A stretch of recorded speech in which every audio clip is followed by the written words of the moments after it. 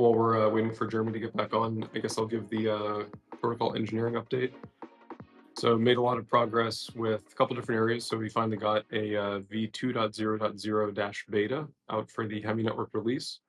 And so there's some new stuff in there, especially if you're running a pop miner, you'll probably want to check out.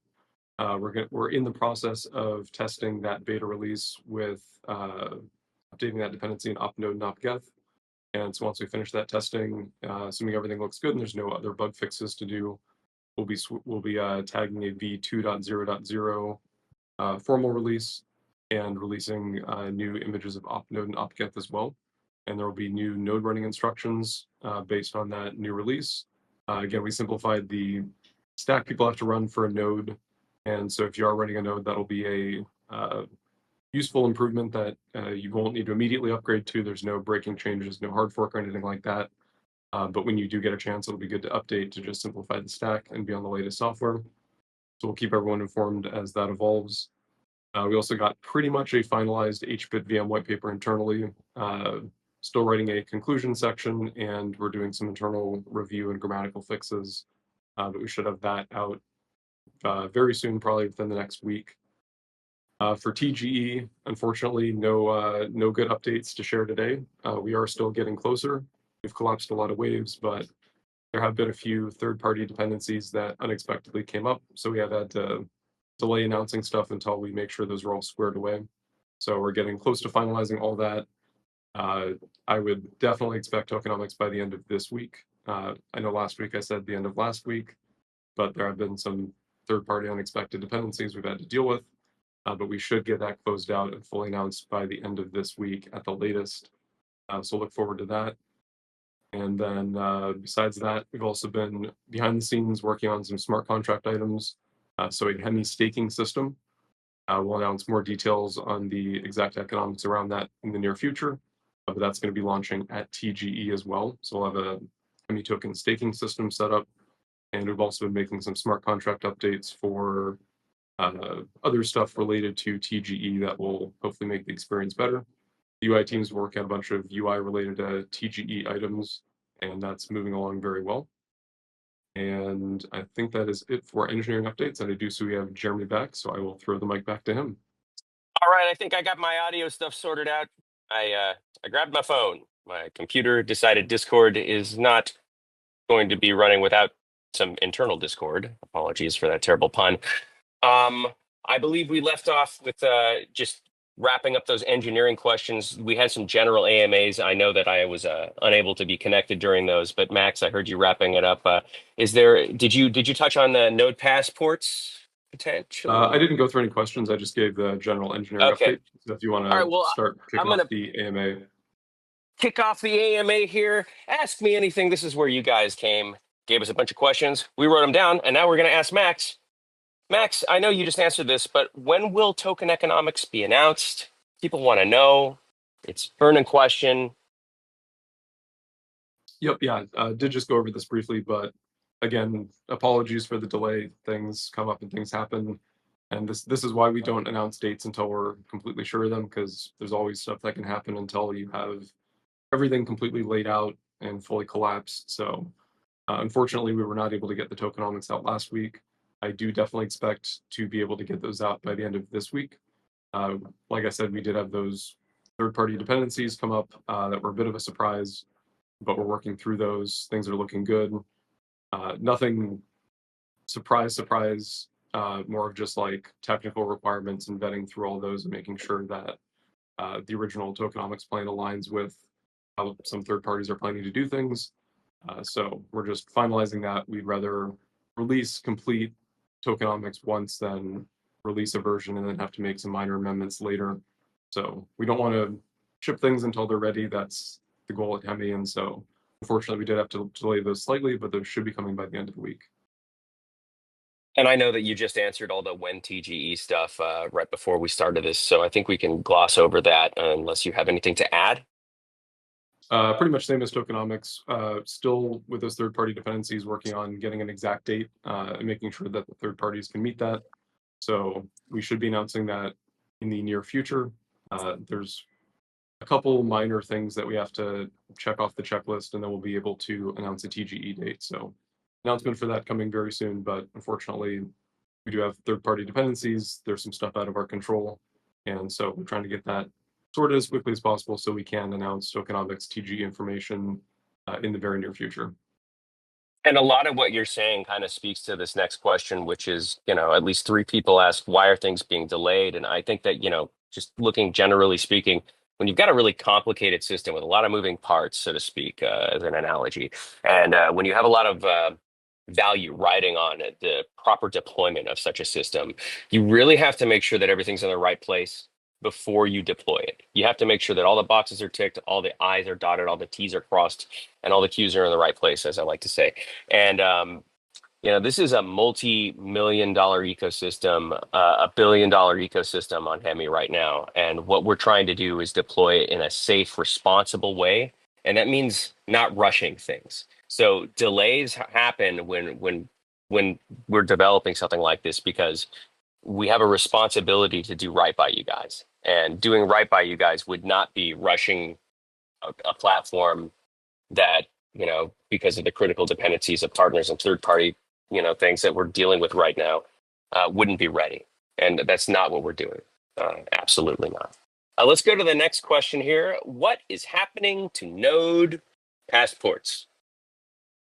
Been a lot of internal discussion over that the last week, so nothing formal to announce yet, but we will be announcing a plan for those very soon. And again, like I said in the past, if you did buy a Node Passport, again, we're not planning on doing any future Node sales at this time. That could change sometime in the future, theoretically. I doubt it. But if you did buy a Node Passport, you will be taken care of. All right, good to hear. And moving ahead to ecosystem, when will a new NFT marketplace launch on Hemi? I think we have one launching very soon or possibly already announced. John, if you want to speak to that. Sure. So still still kind of in a third party spot with them. Sorry, I have horrible allergies today. But yeah, so it's kind of another situation where everything on our side, on the BD eco side, is good to go. They are the ones developing and kind of hooking things up. So on another note, one of our current platforms, Co-NFT, they did just launch a bridge in the past week. So Co-Bridge is currently live. But yeah, something specific to that, as soon as I give you an update, I will. If it's in the middle of the week after the AMA, I'll let you know in messages. But yeah, each third party dependency on that. So they are moving pretty quickly, but not much to update on until there is something that you can see. All righty. We have a question. When will Aragon support Hemi? That's a good question. We did talk to the team a while back. They are one of the candidates for some of their governance tools that we may use at some point for Hemi governance. So nothing concrete there. We are exploring it. There's a couple other platforms that do similar things, at least on the governance side. And so it's a matter of choosing what aligns best with the way that we're designing the governance system. Eventually, governance is going to transition to a very much on-chain verifiable governance. And so they're definitely in the running for a interim step in governance management, but I'm not sure if they're the platform we're going to end up going with for governance initially. All right. And then when will we be able to, excuse me, a little tongue tied there. When will we be able to use easy governance tools on Hemi? Streamlined governance is a big deal. People want to know. I'm assuming like snapshots, things like that. That would be my assumption. Very soon, I think kind of goes hand in hand with what Max just said. There's some decisions that we're making, in regards to kind of our governance and what our layout will look like, and then that will probably dictate what some of those first tools look like. All the kind of boilerplates such as snapshot, Aragon, as Max had just spoken about, and a few other more like governance centric form tools have already been talked to. We have open discussions with them. It just really depends on what we're initially doing here. So there's some decisions being made right now on that, and I would expect to see much more on the governance front prior to, like, within the next couple of weeks, leading up to TGA. So it's an inherent part of our process, and also understandably needed for some other ecosystem projects. So. Also, All for right. governance, there's going to be a delegation system. So people who don't want to be actively involved in voting on every proposal, they can delegate their stake, similar to a lot of other platforms, but delegate that governance voting power to somebody else that they trust. And so at some point, probably post TGE, because there's a lot of thought and design that has to go into doing this right, but we'll have governance forums, ways for people to discover what trusted community members to delegate their voting power to, things like that. So it won't just be a plain one-for-one governance system. If you want to vote on individual proposals, that's great.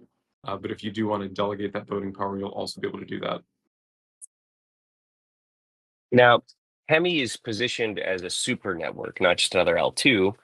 How do you see Hemi interacting with other major Bitcoin L2s in the long term, and as a direct competitor, or maybe a foundational security and liquidity layer that they can eventually plug into? That's a really good question. So I don't really see other Bitcoin L2s as competitors. I mean, they certainly are in some sense, but we're all working towards the same goals, and a lot of us are working on different parts of the technology that do different things. And so Hemi, the goal of Hemi is to be an infrastructure play. And there's, tons of stuff we're doing at the application layer, and, I tons of stuff that we can do to lost you build for a out. second there. Oh, radio check. Can Do you hear you me now? copy me? I do hear you. Just for a split second. You were Okay, saying one of the things we check. gotcha.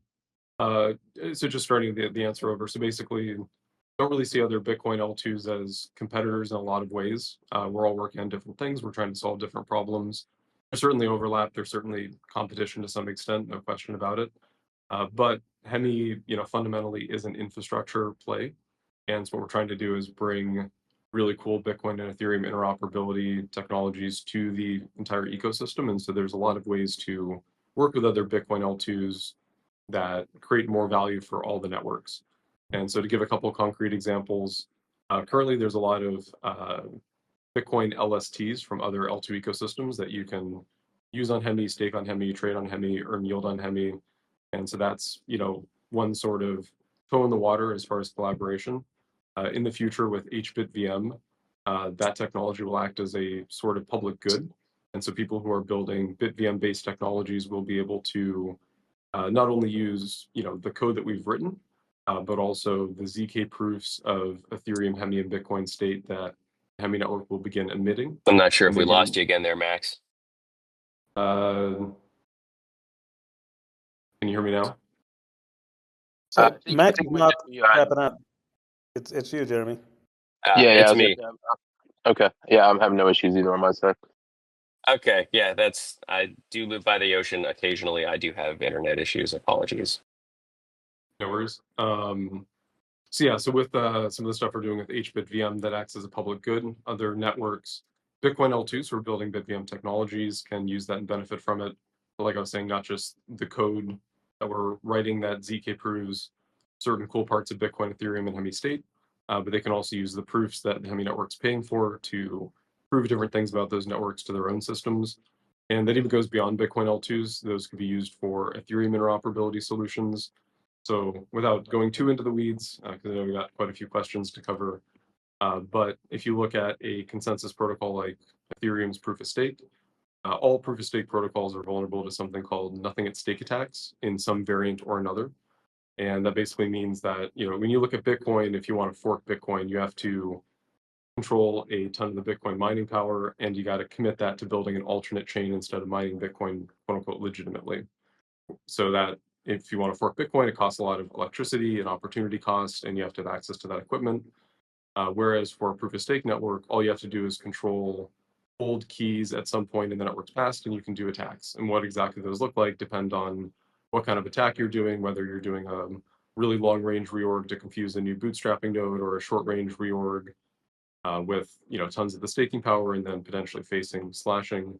But now with where we are with blockchain interoperability, there's this new class of zero knowledge, nothing at stake attacks, which basically means, normally if you were to control 2/3 of the Ethereum staking power as it is today and build an alternate chain and propagate that to the Ethereum network, then those nodes could identify, hey, this giant set of validators attested to two competing chains, the current legitimate chain and then this new attacking reorg chain.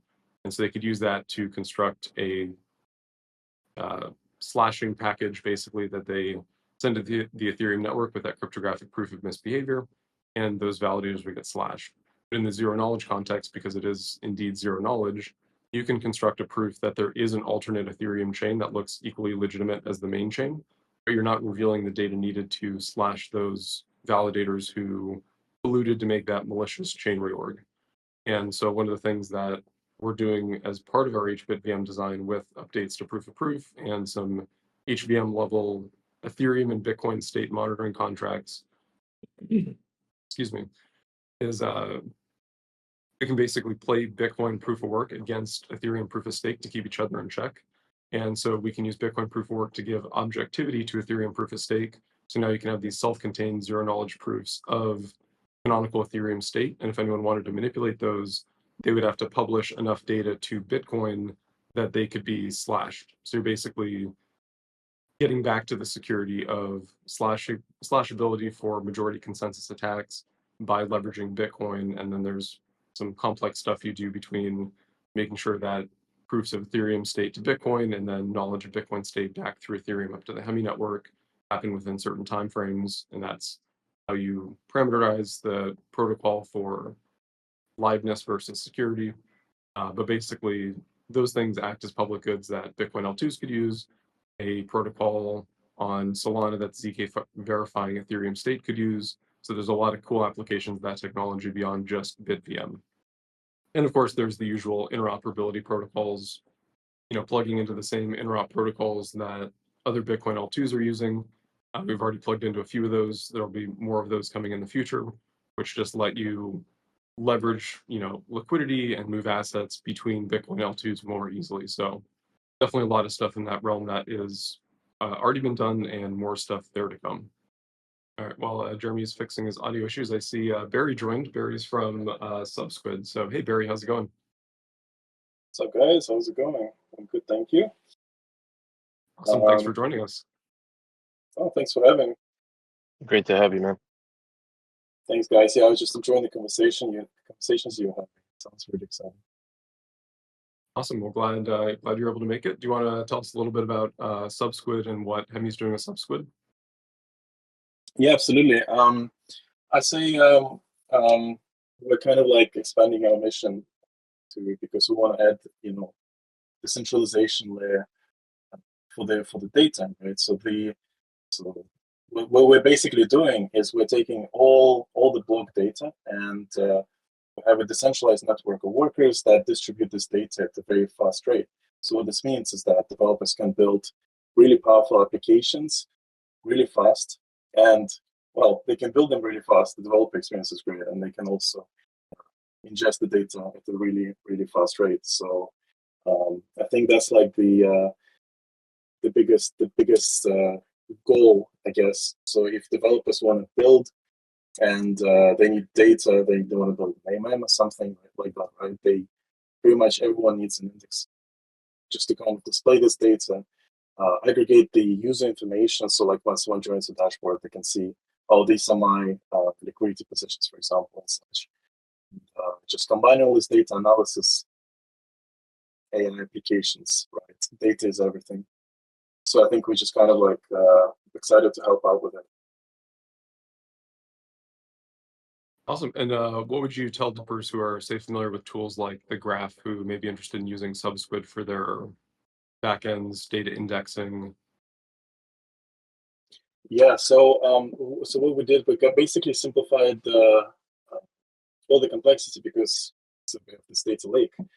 We've managed to optimize basically the way you get the data on our end. So it's not like an API, but it's because you can still use RPCs and such, right? But what you can do is you can focus on building your app while getting any single data point, all information that you want from your custom contract. It's all available in our data lake, right? But you can basically focus on building your application. So the development time is dramatically lower than if you use the graph. Or for example, if you want to aggregate data from different networks as well, right? So you want to create find patterns like this. It makes it very, very easy. Basically, the way I look at it is you're no longer restricted by the RPC. The RPC is not very optimized for data retrieval. But now that you have data lake as an option, suddenly you can build things that you wouldn't be able to do otherwise, right? With indexing protocols like the graph. If you want to index like transfers and like token transfers, like you take a very popular token and you track its transfers, like it will take you days, if not weeks, to index just like one token transfer, say, if it's the gas token, right? But with us, it's just the process is it's just, you dream of it and then you can just build it and you don't need to stress about these things. Awesome. And one thing to mention there is maybe John can speak to this a little more too. With Absinthe, they're moving over to a Subsquid based backend, or at least at this moment using Subsquid to double check things that they've done with their custom indexer. And so it makes getting a bunch of data about a bunch of different DApps super, super easy from a developer perspective, and at least from what I've seen, super reliable. So glad to have you as part of the Hemi ecosystem. And yeah, John, I don't know if there's anything else you wanted to add to that on the Absinthe Subsquid side.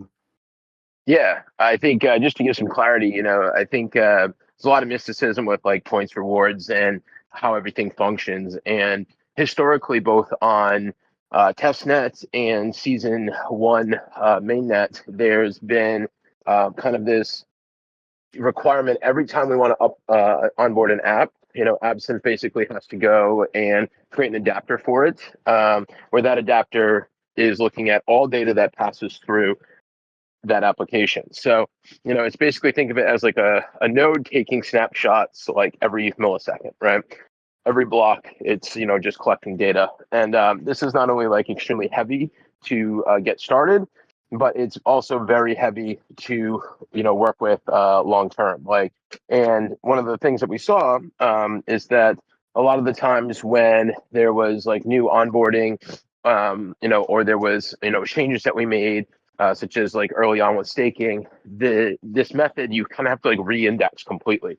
So something as dumb as, remember early on there was a typo that we honored on one of like the staking multipliers. This was in the very first week, but changing just that one thing, literally required like an entire rework of that initial system, right? Utilizing Subgraph.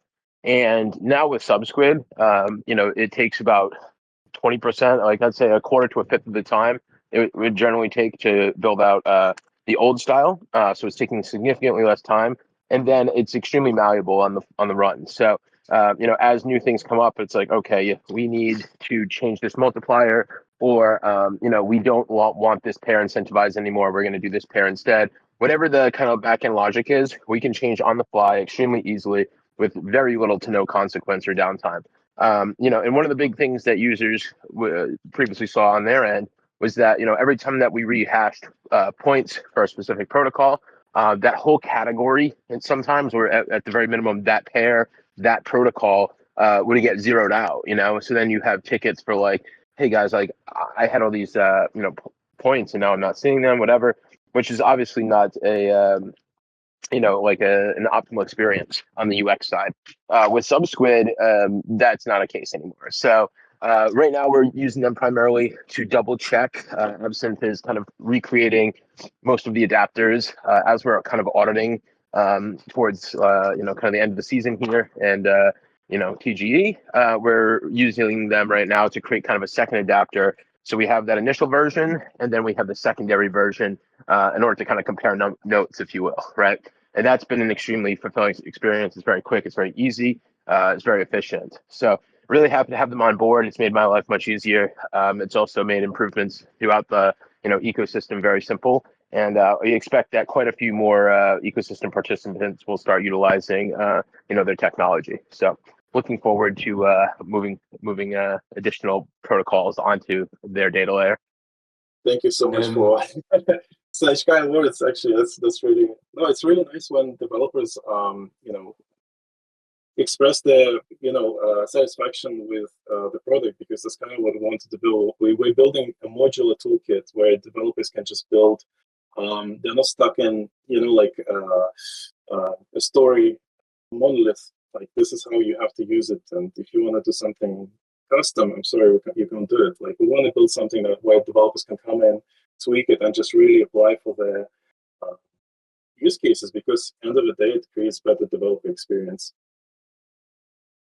We did get one question from the community about Subsquid. Are you guys planning on adding any sort of Bitcoin indexing support? Yeah, it could be really interesting. I mean, we're looking at everything. Yeah, absolutely. I think it would be really cool. Awesome. Yeah, that'd be awesome, because a lot of, especially as people start building apps based on HVM, being able to access the Bitcoin side of data from Subsquid and the Hemi side of data with what's happening on chain with Hemi, and also Hemi's view of Bitcoin would be very interesting. And I think useful for developers building that space. So that'd be an awesome feature to add. Yeah, for sure. All right, super cool. Jeremy, is your audio back?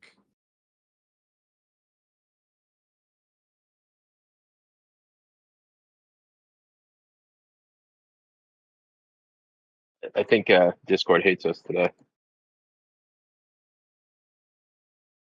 Amazing. 2025, and the daily challenge is getting your microphone to work for a Zoom call or a Discord chat or whatever. Oh man, yes. After yesterday, me and Max spent like 5 hours on the phone yesterday. When me and Max do talk, it's generally like pull up a chair. It's going to be a long day type thing. I talk to him longer than my girlfriend on the days that we do talk. But yeah, yesterday it was like every 2 seconds there was some sort of connection related issue. The Bluetooth wanted to connect to my phone. I watch every single time instead of the earbuds that I use for every stand up 40 times a day. So it's been quite the technical week, that's for sure. Yeah, it's always a delight. All right, well, while we're waiting for Jeremy to get his audio fixed, I did pull up the list of questions. Not sure if it's the latest one, but I got a list here, so we can keep going through them. Will Uniswap be deploying on Hemi mainnet? I think John would also be good to chime in on this. So we have a Uniswap deployment through Oku, and I believe there's a path to get that in the Uniswap official front end. But I'll throw that over to John, because that's more his area of expertise.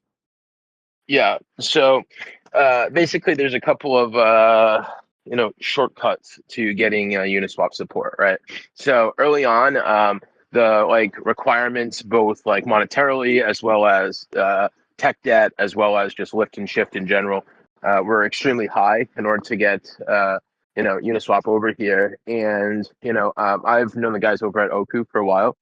Reached out to them. They run basically and think of it as like a layer on top of Uniswap. It makes some enhancements, as well as allows for a couple of other cool kind of tool sets on top of the traditional AMM. You also do have a slightly different set of tools as well. So certain aspects, such as like V4 snaps, are not there, right? So there take some, give some type thing. But the Oku guys were really awesome.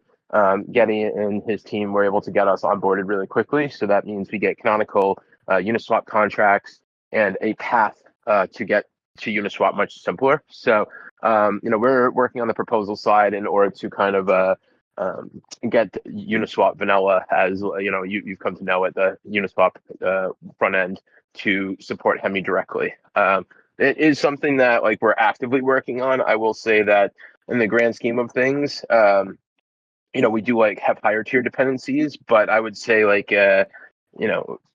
we're working on optimizing DEX functionality and kind of optimizing UX onboarding in general. So we've been working recently a lot on the bridge angle with Rubik, with Co-Bridge, as I had mentioned earlier, from Co-NFT. Those guys brought their bridge.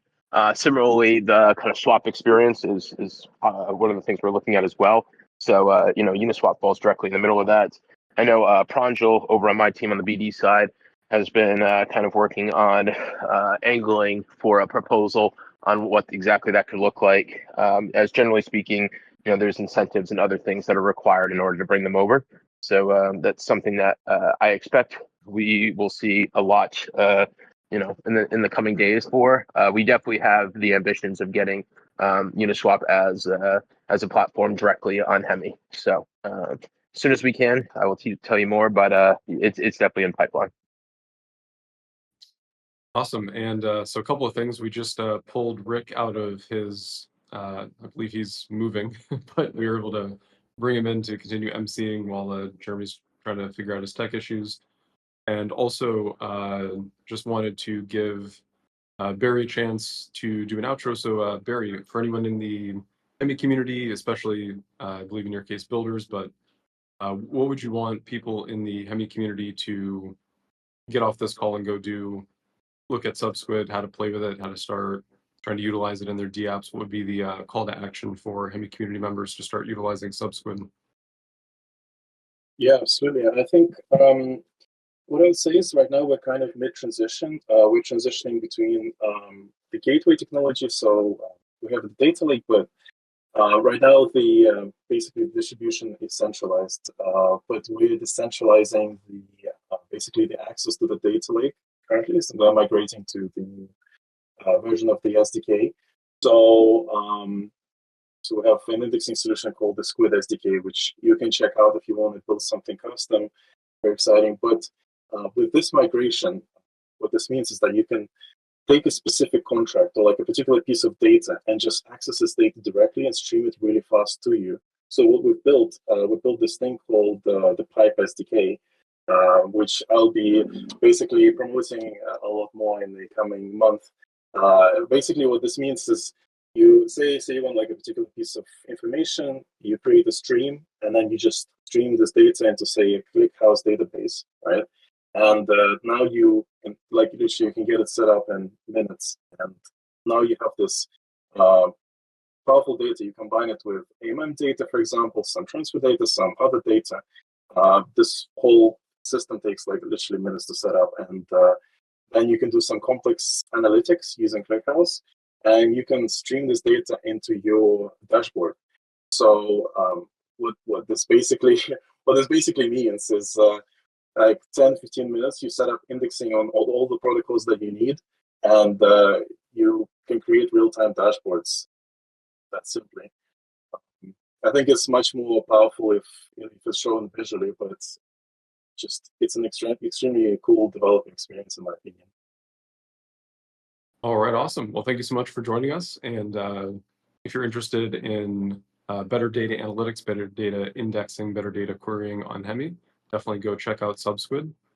And awesome. Thank you for joining us, and looking forward to seeing SubSquid continue to develop, and be super cool to get a Bitcoin data indexing in there as well. So glad you could join us. Yeah, thank you so much for having me. And yeah, absolutely. I think the developer experience is going to be simplified dramatically, especially when it comes to dealing with data. And that's kind of what we want. If developers have an easy time, then it helps the network growth, and just everyone is happy. You get more free time for yourself, essentially. Absolutely.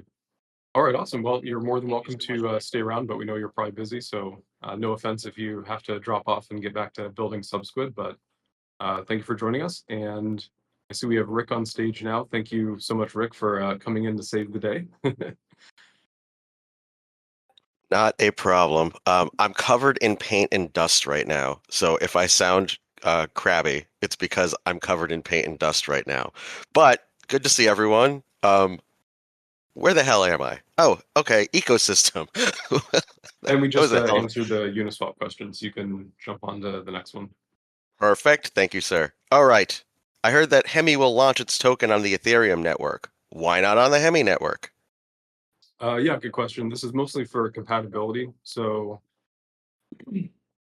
the sort of the first wave of L2s, they launched their token natively on the platform, and fundamentally that, especially in the early days, but even now with where we are with some interoperability solutions and whatnot, that created some issues with cross-chain portability and things of that nature. So we decided to, as a lot of other L2s are doing, launch the token natively on Ethereum, but then use the tunneled version of that to Hemi as the actual like use of the Hemi token in the Hemi ecosystem.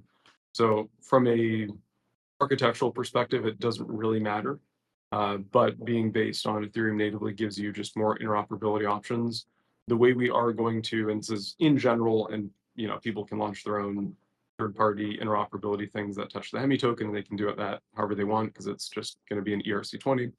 But the way that we're going to be structuring interoperability is going to be, you have the Hemi token natively on Ethereum. Most of that is tunneled over to the Hemi network. And then that tunneled version of the Hemi token is going to be sort of the core base of truth for other interoperability solutions. So for example, if we were to plug into layer 0, then the Hemi token on the Hemi network, that tunneled version, would be the source of truth that all Hemi tokens floating around through layer 0 to other chains eventually settle back to. So they're not settling back to Ethereum as the native token. There will be a way to do that, or there can be ways you can do that with having a, ETH version Hemi token versus, in that case, like the layer 0 OFT version liquidity pool. But all of that will settle back natively to Hemi because we want people to be bringing the Hemi tokens to the Hemi network, using them in the ecosystem, staking them, providing services to the network after they stake their tokens, participating in governance. So technically, the base contract lives on Ethereum, and that gives us more options and compatibility for,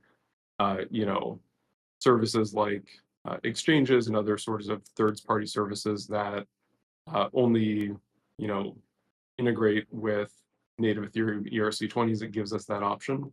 But the primary place you'll see all of the Hemi token activity will be on the Hemi network, and then all interoperability uses of that token will stem out from that version of the Hemi token on the Hemi network itself.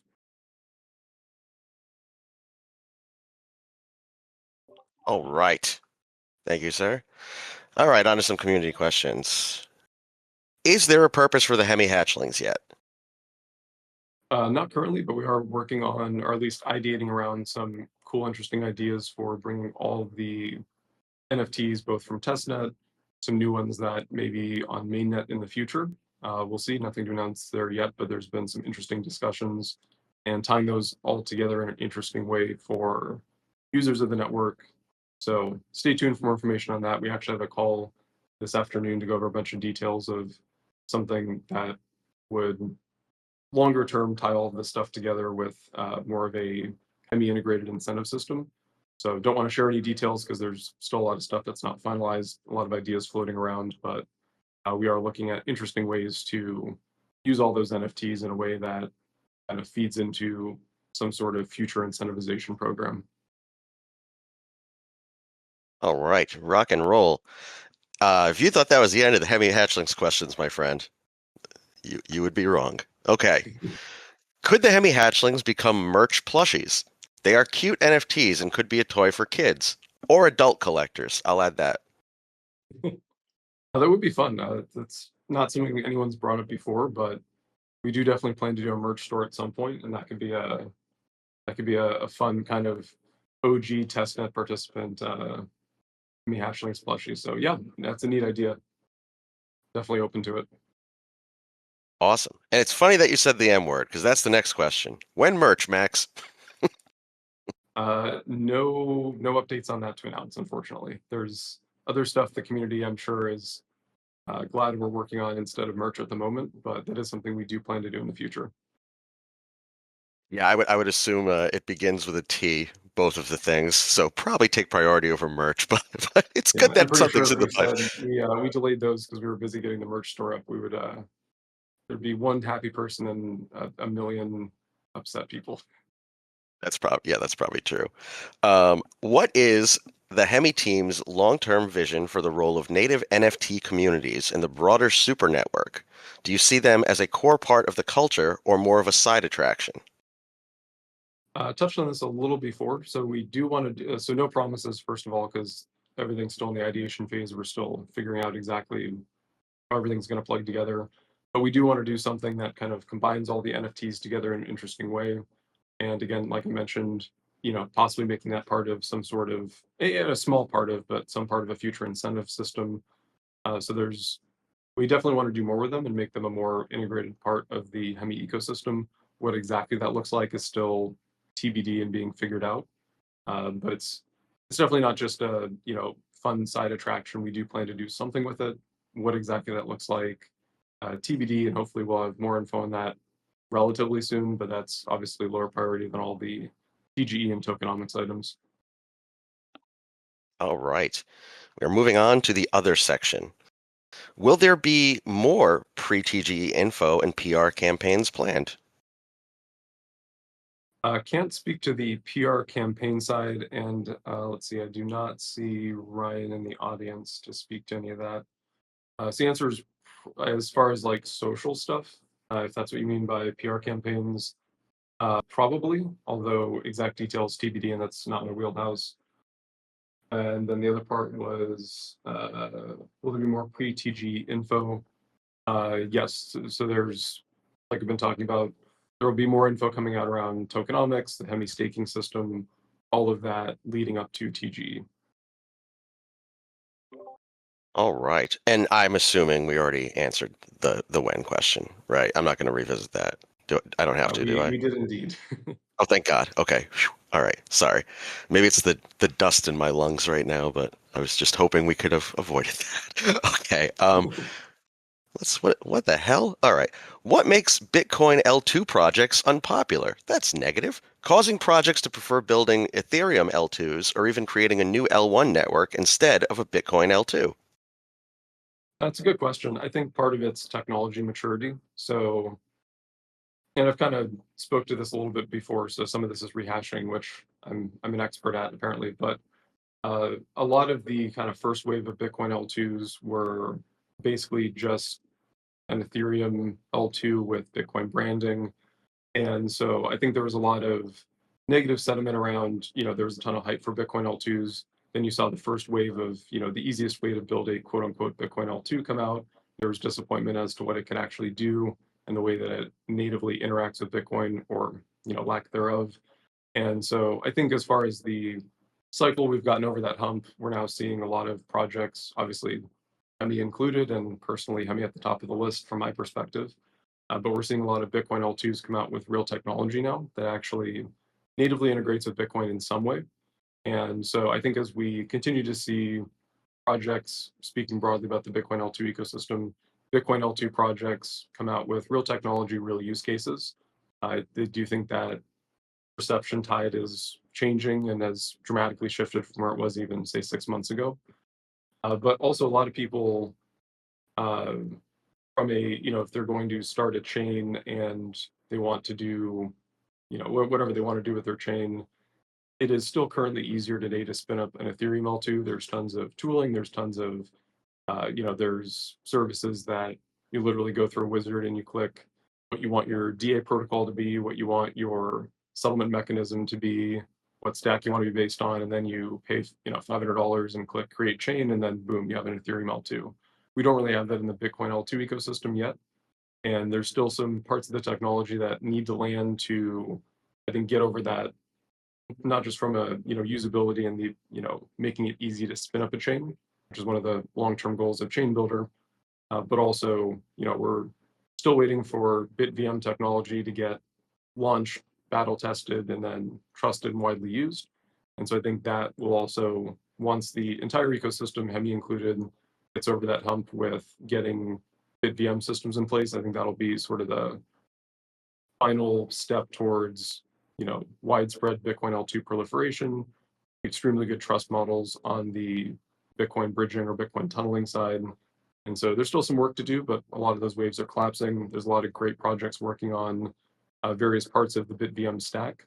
And one of the things that we're excited to contribute to that is this public good of being able to dramatically increase the security of the ZK proofs of L2 state, but also of Bitcoin state that is validated by the BitVM system. And so I think right now we're in that middle land where we're seeing really cool tech come out. We're seeing platforms like Hemi with HVM that give you new ways to program your Bitcoin. So being able to not only use, tunneled Bitcoin as an ERC20, like use any other ERC20 in a DApp, which is a great use case, but also being able to build those more native Bitcoin applications that need access to what is actually happening on Bitcoin in a way that's totally permissionless, trustless, and very reliable, gas efficient.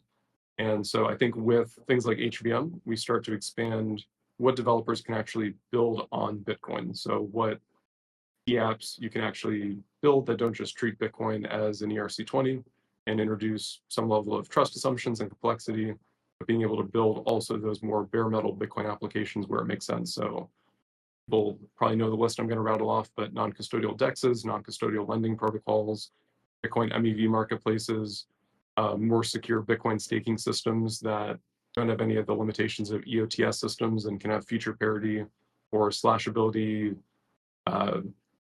verification slash rule writing parity with the likes of EigenLayer or Symbiotic.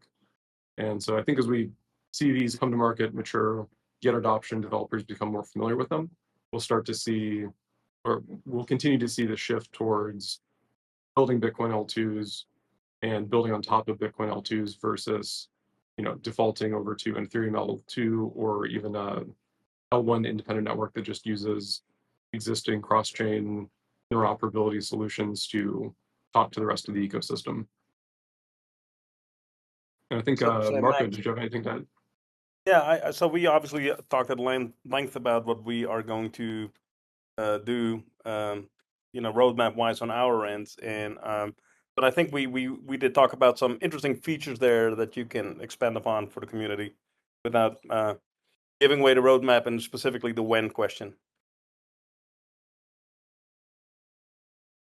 Are you talking about the ZK proving part or Yeah, some the of the ZK other proving part, HVM and some of updates? the features that you can do with that are just very exciting from a Bitcoin, and really from a community and from a technology perspective, what it opens up.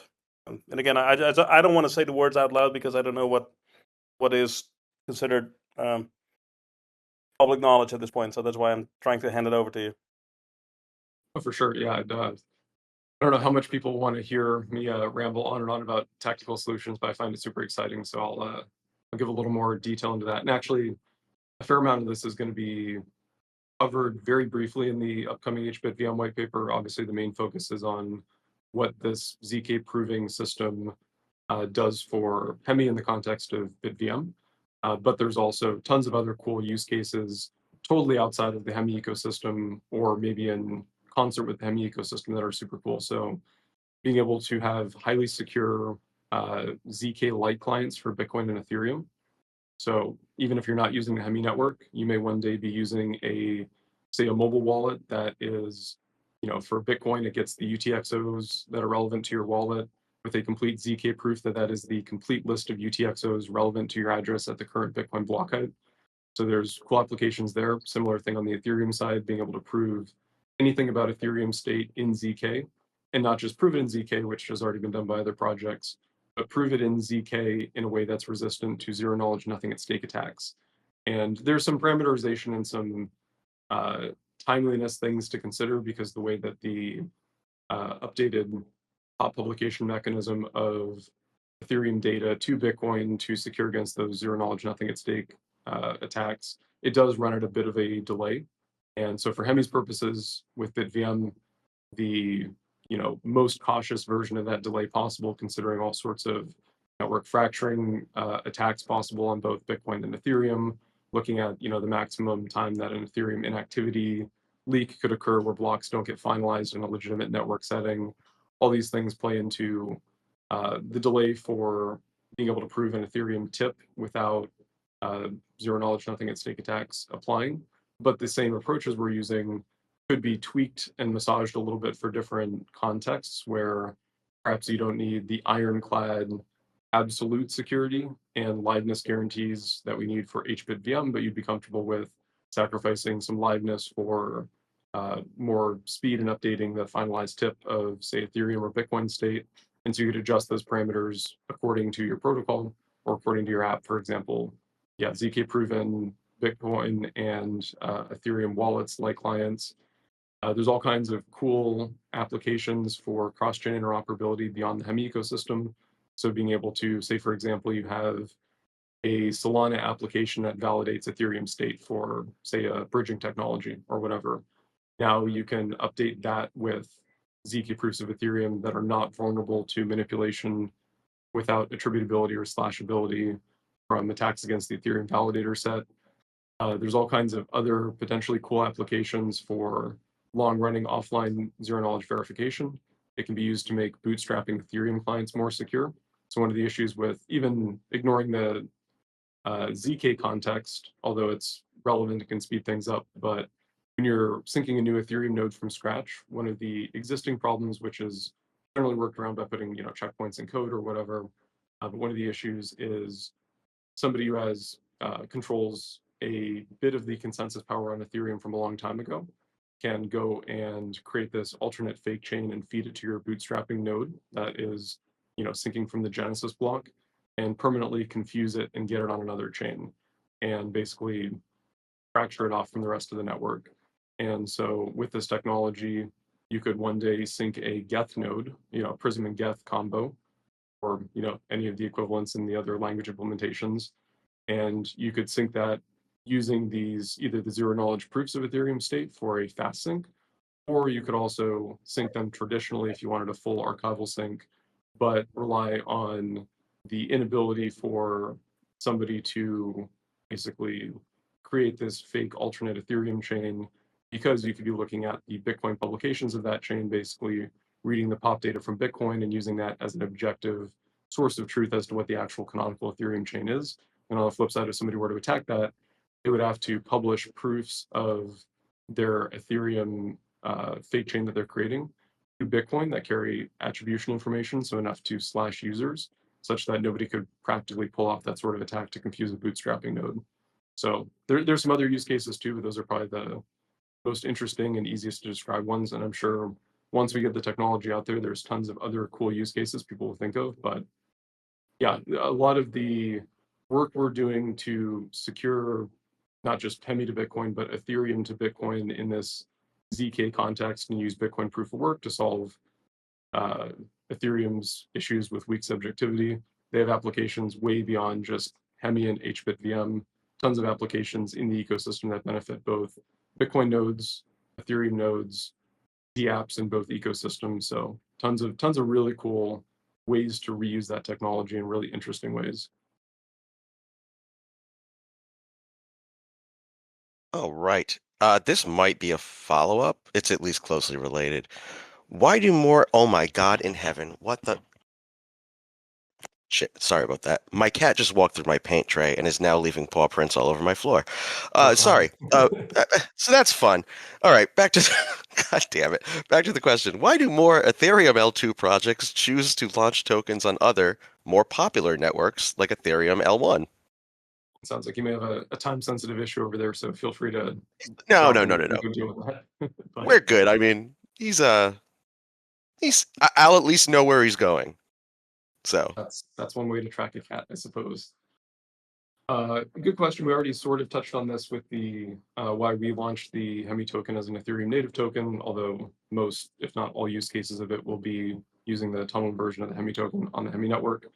But a lot of other Ethereum L2s and I believe even some Bitcoin L2s, but definitely Ethereum L2s have taken a similar approach where they launch their native token on Ethereum and then bridge it over to the L2 for most of the use cases.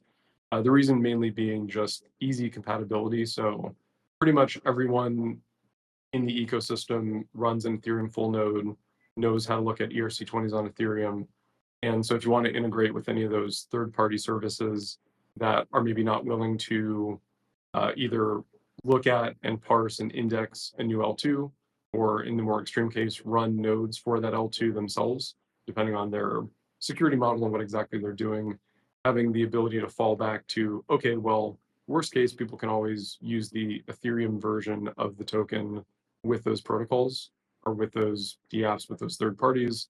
It just gives you more flexibility. So again, it's, you know, there's not really trade-offs to doing it. It's more putting it on Ethereum natively just gives you more options because the native, true native source of truth lives on Ethereum, and then you still get all of the utility and functionality that you want out of the token on the L2 by just bridging, or in our case, tunneling it over. All right. On to some engineering questions. When will the new pop payout algorithm be released? Still working on it. Obviously, other stuff at the moment's taking priority. So near future, I'm not going to announce a date for that just because, again, there's a lot of things pulling our attention away from it.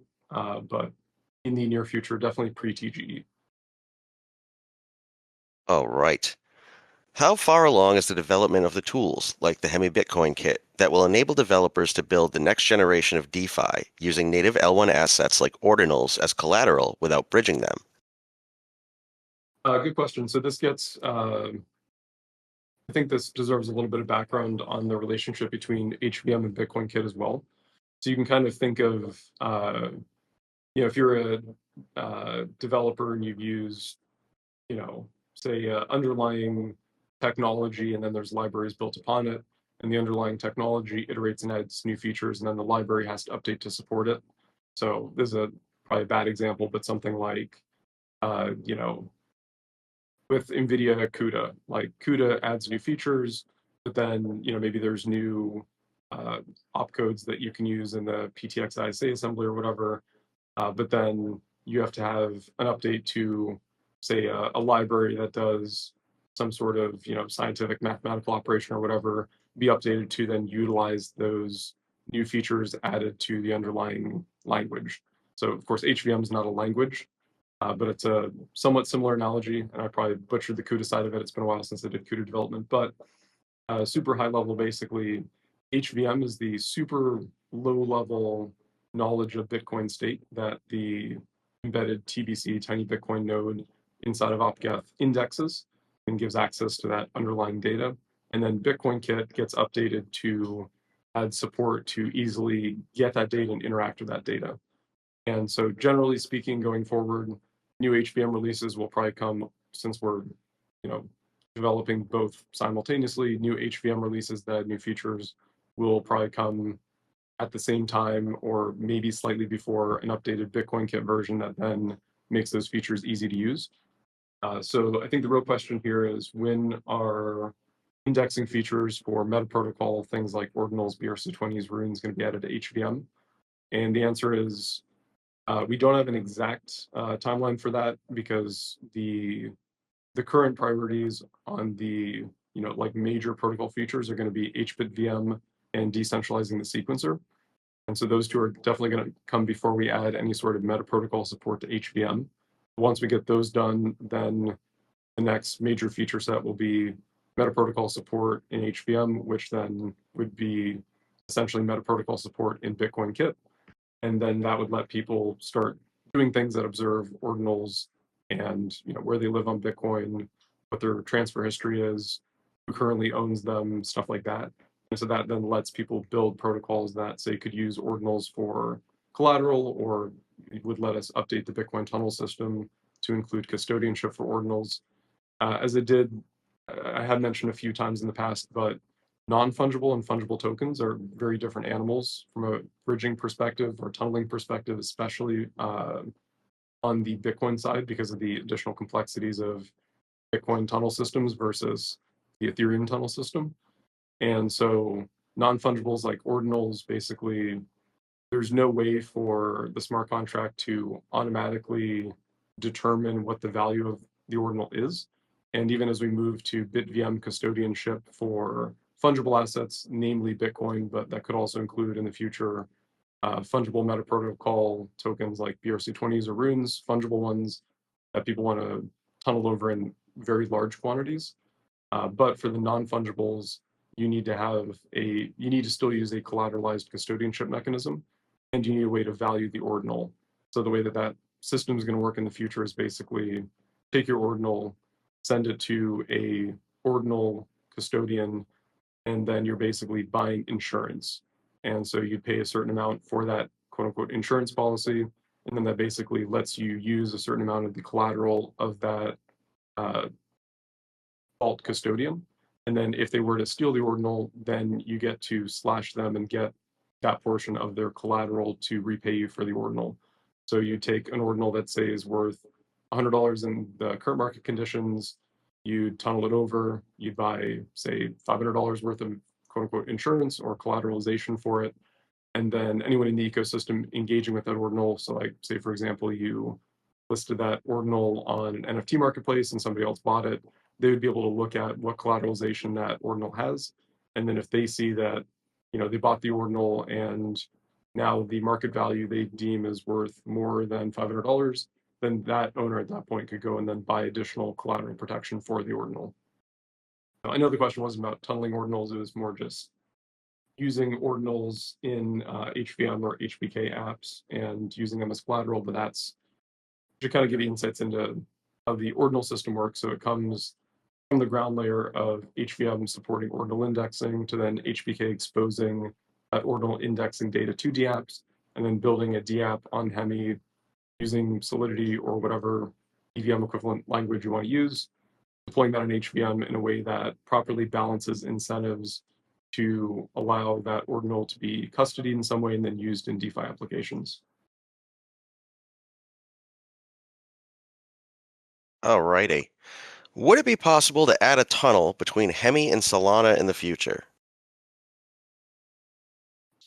Yes and no. So short answer, we are looking at some interoperability solutions that do support Solana, but those are much more like a layer 0 type construction than a native tunnel. We would not add, I shouldn't say we would never, but more than likely we will not add Solana as a base additional like HVM supported chain in the Hemi L2. But with Chain Builder, one of the cool things we can do is use L3s to basically bring in other ecosystems in the same way that Hemi brings in Bitcoin through Bitcoin indexing and HVM.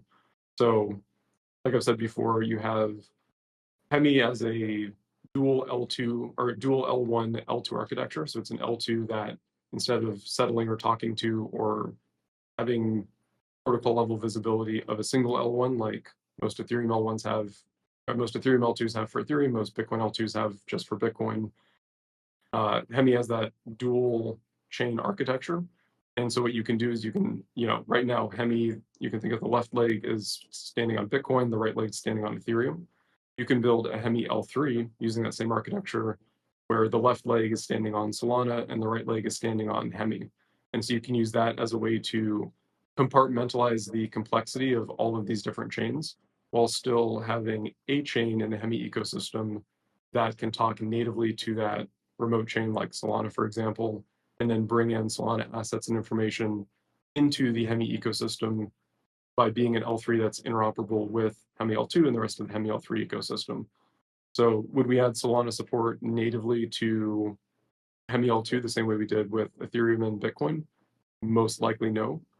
But in the future, could we or somebody else build a Hemi L3 that brings in, that connects the entire Hemi ecosystem to Solana? Absolutely. All right. And another short sorry. answer for that.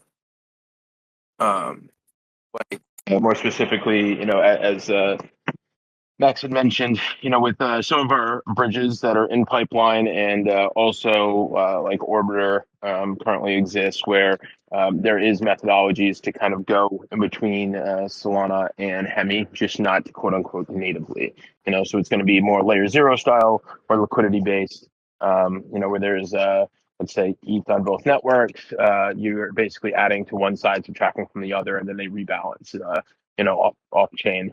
So, there is things like that are currently in pipeline and other external protocols that were, that you can use for this. But yes, as far as a native solution, that's a little bit downstream. All right. Oh, good God. It is a catastrophe over here. No, pun firmly intended. He literally never walks this much, and now it's all over the goddamn floor. This is incredible. Whew. All right. I got two more in the hopper. What is the burn mechanism for the Hemi token? Good question. This will evolve over time. The main one that's currently planned as part of the overall tokenomics is as L3s adopt proof of proof and basically use Hemi as a Bitcoin security inheritance aggregation layer. As part of the game theory behind that, you basically want a portion of those Hemi tokens that are paid by the L3s to the L2 for pop security inheritance. You want a portion of that to get burnt.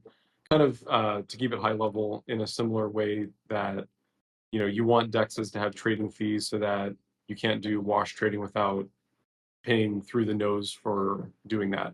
So similarly, it's a anti-denial of service type mechanism in some fashion to make sure that a sequencer on MEL2 can't just fill up their block with tons of non-economic in reality proofs of, say, a single chain. They instead, if they were to do that, it would cost them money. They have to burn Hemi tokens.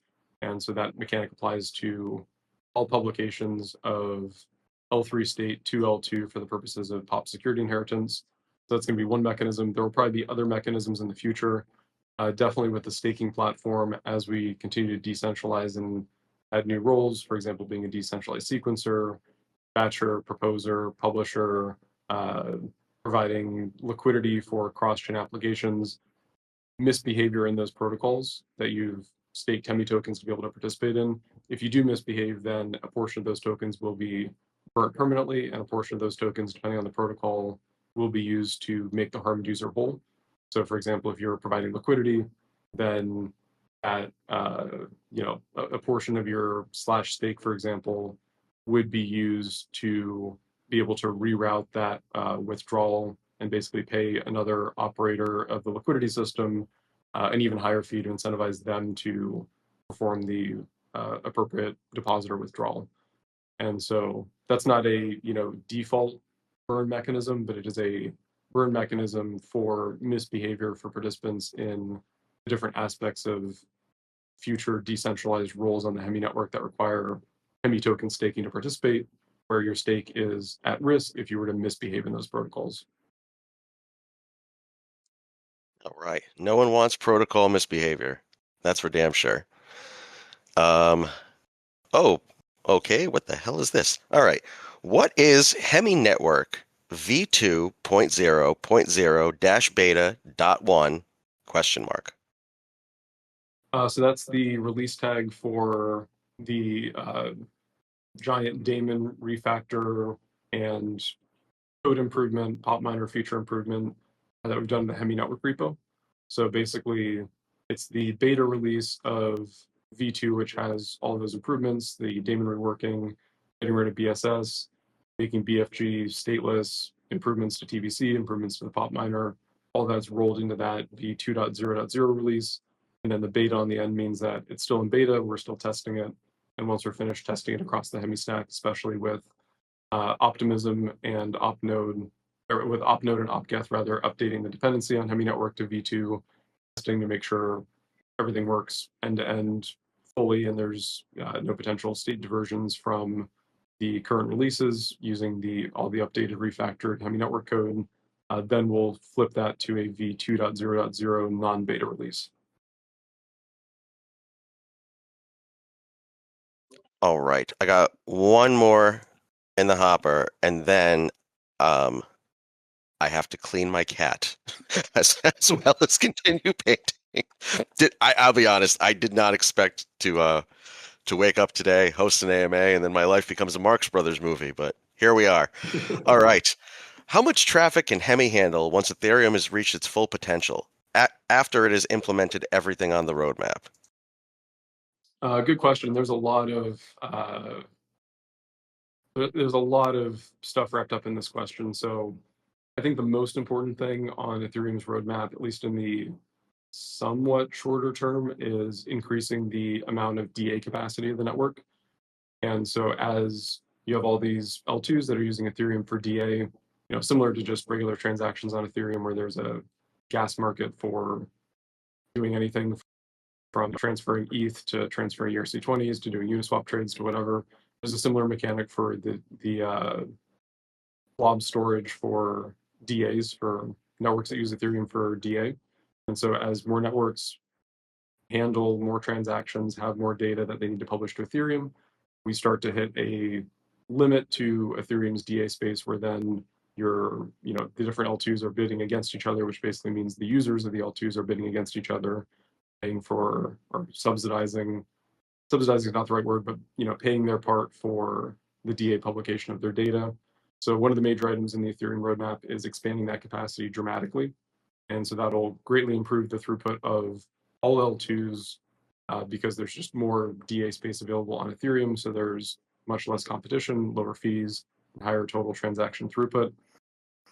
Other features of Ethereum could also impact throughput to some extent.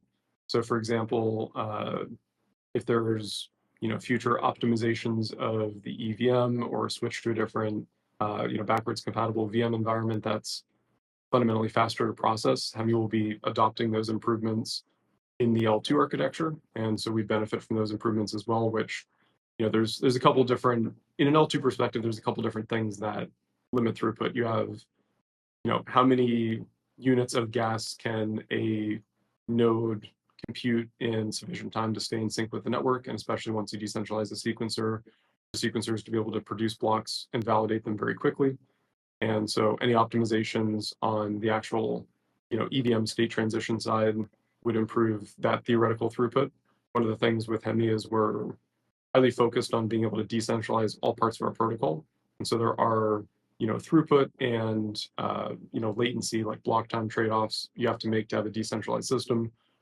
You can have a fully centralized L2 that uses some extremely scalable DA system and can have a block every 100 milliseconds with 200 million gas and nodes running on supercomputers. Or you can have a decentralized system where the gas limits are a bit lower, the block time's a bit slower, but that means you can decentralize the protocol. And part of also scaling throughput will be not just scaling the Hemi base layer, because there is that fundamental decentralization security trade-off for throughput, but instead scaling Hemi through the chain builder Hemi L3 ecosystem. So if you're interacting with a DApp where maybe you could just launch a bunch of clones of Hemi on top of Hemi as L3s, and you could scale throughput that way. There's also a more targeted approach, which is building L3s that are custom built for specific trade-offs in security, cost, performance, settlement type, whether it needs ZK proving or not, etc. There's also some cool stuff kind of resurrecting the old idea of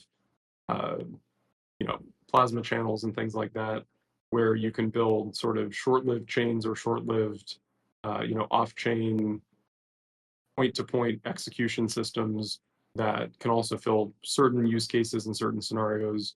And so that's going to be Hemi's approach to scaling, is keep the base layer small enough that it can be extremely decentralized, and then scale throughput through chain builder and looking into that in more detail through deploying different L3s that optimize for different use cases. So that could be having new opcodes added to the EVM that facilitate AI training or whatever. So that's adding features that then you can use on that L3. You're still in the Hemi ecosystem. You still have access to assets on Hemi, which means assets from Bitcoin and Ethereum. You could still have HVM natively running in that L3, but you have these additional features that, say, greatly accelerate a certain use case beyond what you can do just on the base layer. Could be adding new precompiles, new opcodes, whatever. Also, some of those L3s could make the trade-off to have very fast block times and a centralized sequencer, and your risk is limited to the security and DA and forced transaction inclusion rules of the L3 as it relates to what you can push through on the L2 as being a decentralized system that you trust. And so lots of different ways to trade off between different points in that system and do those as L3s that apply to specific use cases. So you may have an L3 that is optimized for the throughput and security and cost that you need for say, gaming NFTs, and you have another one that adds features that accelerate AI applications on chain beyond what you could do at the base layer, but you still keep the same decentralization and security guarantees. Or you could have another chain that's optimized with a very limited instruction set, or maybe is an entirely different architecture that something like a plasma system or whatever that optimizes specifically for asset trading in a certain type of exchange and then settles back to Hemi L2. So that's the sort of long-winded version of the Hemi scalability roadmap, is keep the L2 small enough to be super secure, super decentralized, and then scale out to different use cases through Chain Builder, through the L3 ecosystem. All right, thank you for that.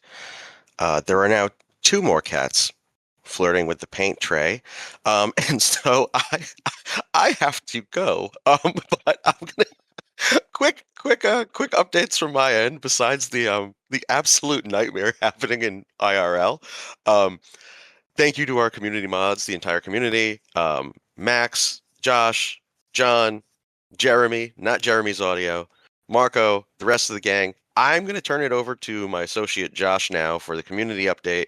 I believe Alex is handling that.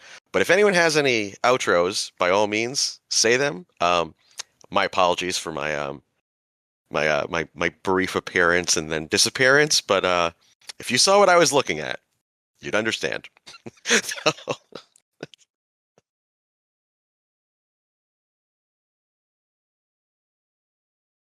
Hey, Alex, how's it going? Okay, it's my turn. Thank you. Thanks, Rick. Thanks, all. So let's start this community update. Just before starting, I want to remember to all, there is actually incentives on the Merkle. I post some API actually ongoing. So I invite everybody to go on Merkle to find some action incentivized, like provide liquidity, stack MEBTC. There is a lot of action to do. So go on it. And after I take my notes and I will make the update of the ecosystem. So another week in the Hemi ecosystem, and news never stop. We announced last week the Hemi Bros DAO was created. I know they will launch their Discord really soon, maybe this week, but it's ongoing. Always about Discord, MinPark. Some of you have asking about NFT marketplace. So MinPark have opened a Discord channel too, a Discord server. Sorry, there is an opportunity to verify your NFT. They already listed NFT like IBS, Hybrexepholia, Hemi Bros, and your cute Ashlings. And I know they will list soon the anniversary NFT made by the mods team. About it, on air we will launch a Zilli campaign. So we have extended the mint program of anniversary NFT for 1 week. So you have 7 days more to mint it before the listing on MintPark. And I mean, that's all for this week. Oh no, Amy Goons is always in building. I see the creator in the room. I don't know if he want. I release some alpha. Maybe not.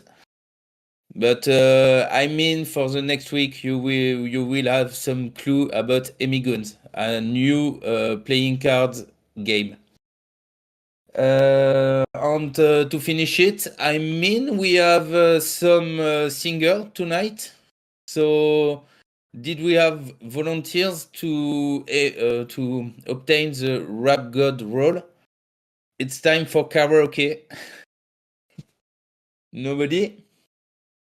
Awesome, and thanks for that update, Alex. Hopefully someone shows up for karaoke. I do have to hop, but thanks so much everyone for joining Midweek with Max. We will see you next week, and stay tuned for hopefully a lot of very exciting announcements by the end of this week. So thanks so much, everybody. Thank you, Max. See you next week. Oh, yes. Joshua, we have Swap 6X who want to sing. Can you give him the mic, please? Ah, nice. Welcome. Hi everybody. Hear me? Hello? Yes, we hear you. What you want to sing today? So I heard about your view like we can't receive. So I decided to just write something in like 3 minutes. So it's a bit fun. I hope you guys like it. Okay, so I mean, you can start when you want. We all hear you. So it goes like this. So, okay. 1, 2. Like you hear me in the corner. No big, no cap. This relative. We ain't rap. In the trap. Yeah. Secure like Satoshi, but building it like it. Smart contract on Bitcoin. We let it breathe. POP in the start and the block don't ever fail. Finalization in 90 minutes. Oh, fuck, I missed the part there. Okay, finalization in 90. Can't touch that wall. No fox, no fix, just code and trust. Programmable Bitcoin is here. And we build until we rust. And I'm done. It's Hello? it's okay. Okay, thank you. It's Thank a you. bit, I it's mean, a bit rough. It's a bit rough, but sorry, I not understand what you have say. Can you repeat, please? you know. But you have your role. Congrats. You have your XP points. So thank you, Thank you. and Thank you. congrats. Thank you. Thank Did we you. have another singer? No. So I mean, it's over for today. So thank you all. Have a nice week. Keep updates, and see you next week. Thank you, Joshua. Thank you, Jeremy, and see you soon.